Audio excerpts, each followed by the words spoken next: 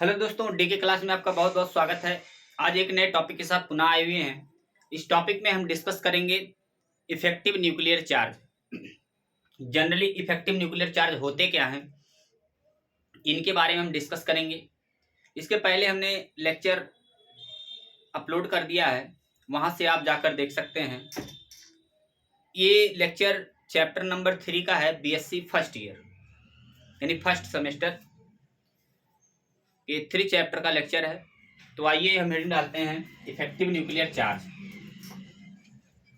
तो हेडिंग डाल देंगे effective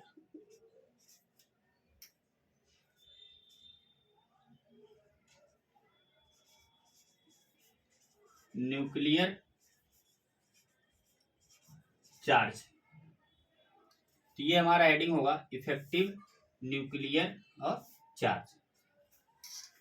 generally effective nuclear charge होते क्या हैं, तो इनके डिफिनेशन की अगर बात की जाए तो यहाँ सबसे पहले हम डिफिनेशन लिखेंगे कि the effective nuclear charge the generally closed to the nucleus. तो यहाँ लिखेंगे the effective nuclear charge the generally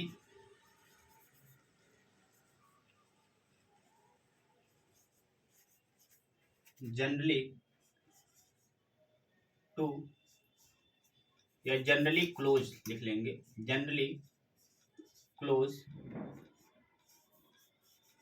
to the nucleus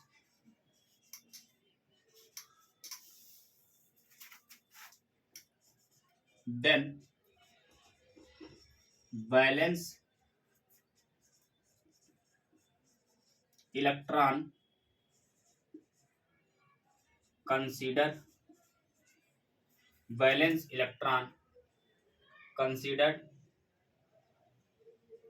electron यहाँ लिख सकते हैं they are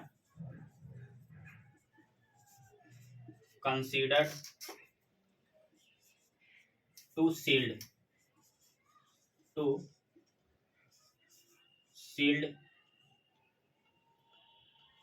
the full electrostatics। क्या लिख सकते हैं, इलेक्ट्रोस्टैटिक्स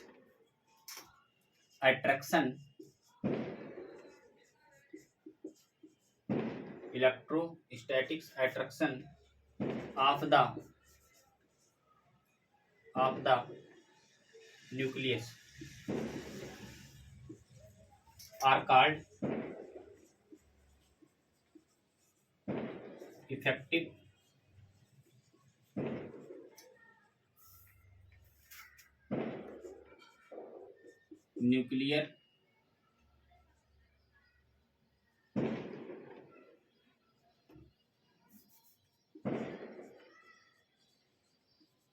न्यूक्लियर चार्ज।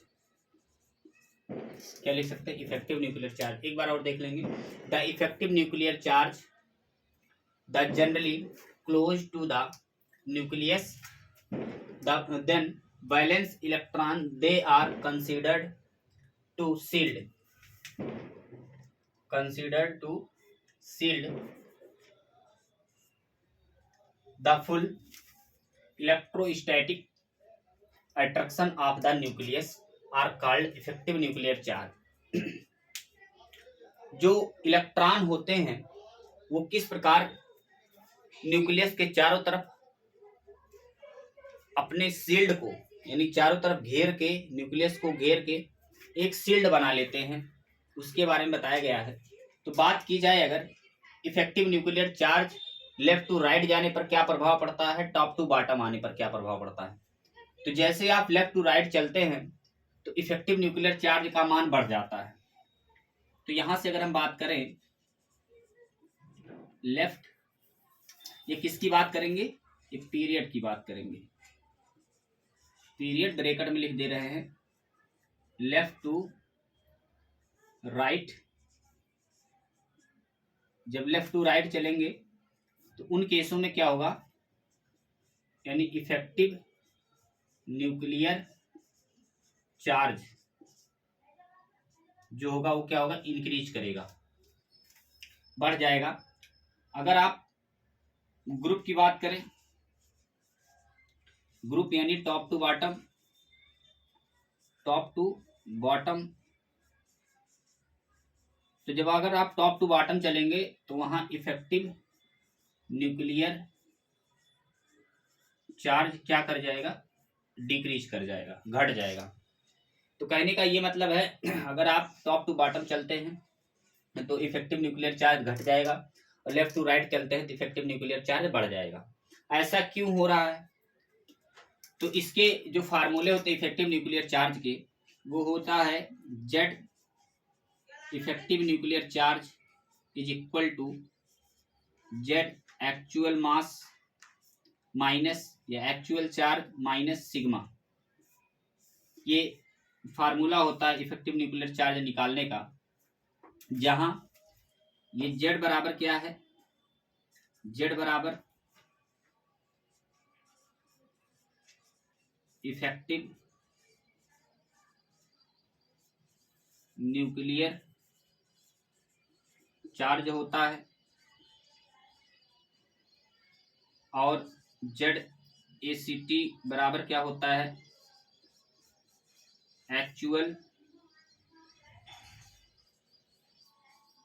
न्यूक्लियर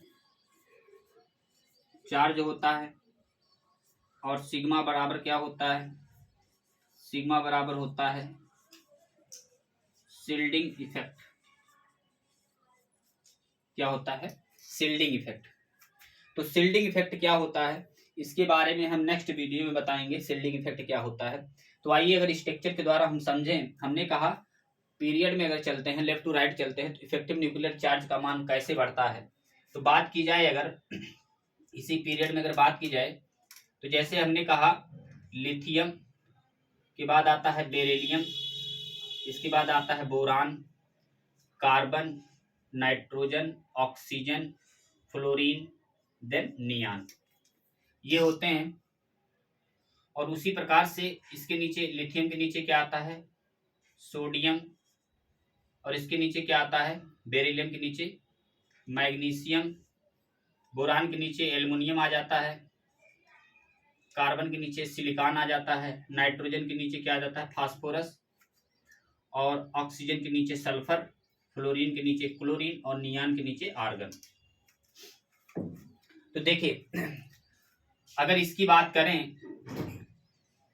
करें तो यहाँ जो इफेक्टिव न्यूक्लियर चार्ज होता है +1 होता है, यहाँ पर +2 होता है, एल्युमिनियम की बात करें तो +3 होता है, सिलिकॉन की बात करें तो +4 होता है, फास्फोरस की बात करें तो +5 होता है, सल्फर की बात करें तो +6 होता है, क्लोरीन की बात करें तो +7 होता है, आर्गन की बात करें तो +8 होता है।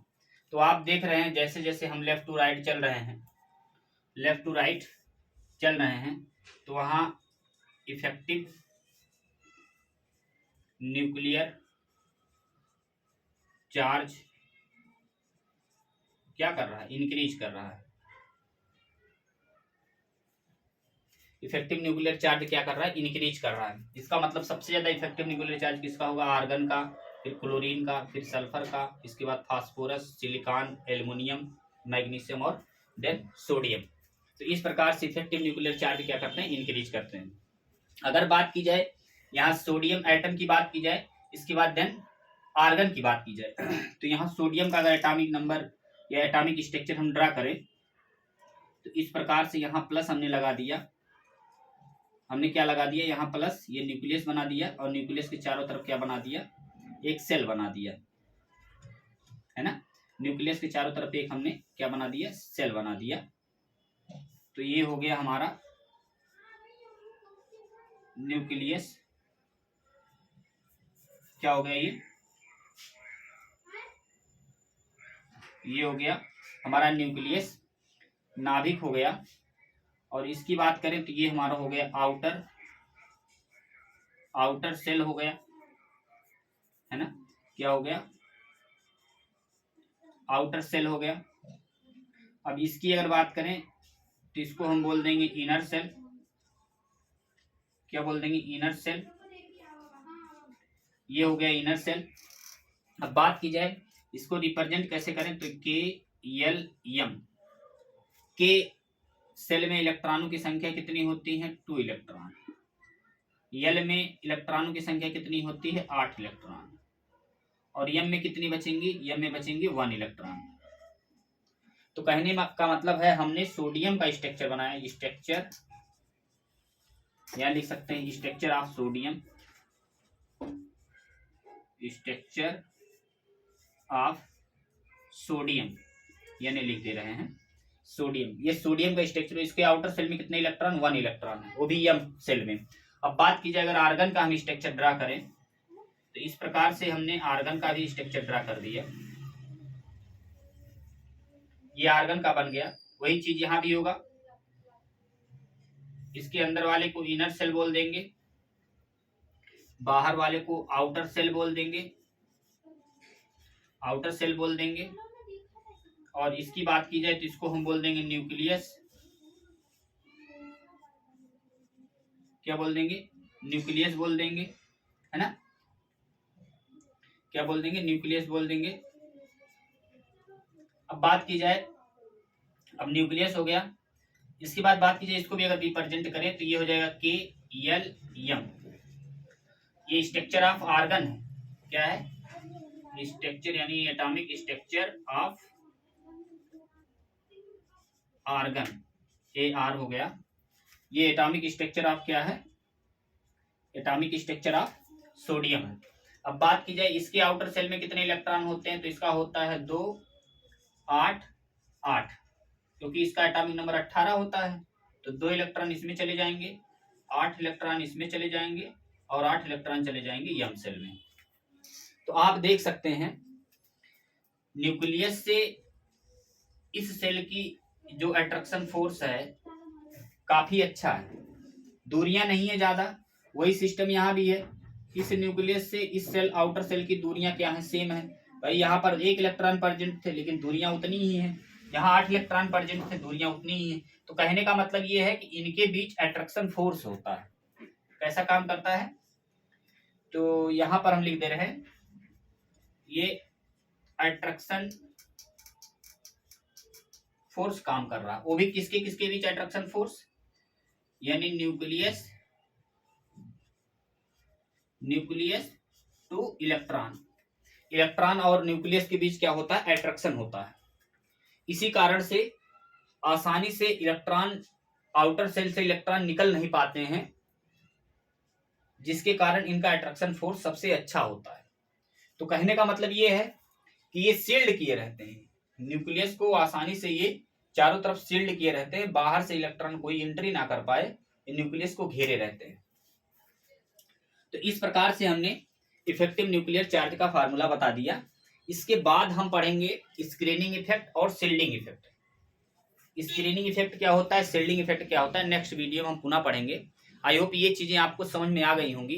अभी हमने बात किया कि ग्रुप में जाने पर इफेक्टिव न्यूक्लियर चार्ज क्यों घटता है, इसके बारे में हम नेक्स्ट वीडियो में पढ़ेंगे।